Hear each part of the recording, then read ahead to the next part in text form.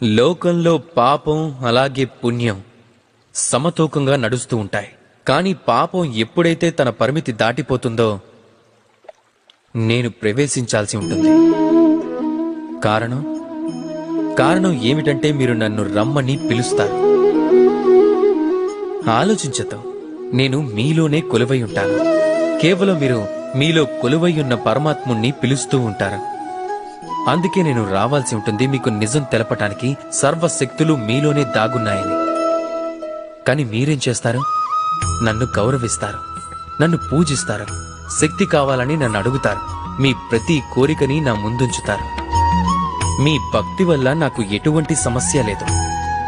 నా సమస్య అంతా కేవలం మీ భావనతోనే. మిమ్మల్ని బలహీనపరిచే భావన. పరమాత్ముణ్ణి ఆరాధించండి, అలానే మీలోని ఉన్న ఆత్మని కూడా నమ్మండి. ఎందుకంటే ఈ లోకంలో మీరు చెయ్యలేని కార్యం అంటూ ఏదీ లేదు. ప్రతి నరుల్లోనూ నారాయణుడుంటాడు, ప్రతి నారిలోనూ లక్ష్మీదేవి.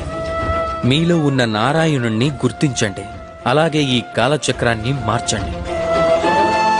నేను చాలా సంతోషిస్తాను. నేను అవతరించటంలో ఉన్న అసలైన ప్రయోజనం మీకు అర్థమైందని. మీలోని శంకను తొలగించి శంకరుడిగా మారిపోండి, లేదంటే మీరు బండరాయితో సమానం. రాధాకృష్ణ.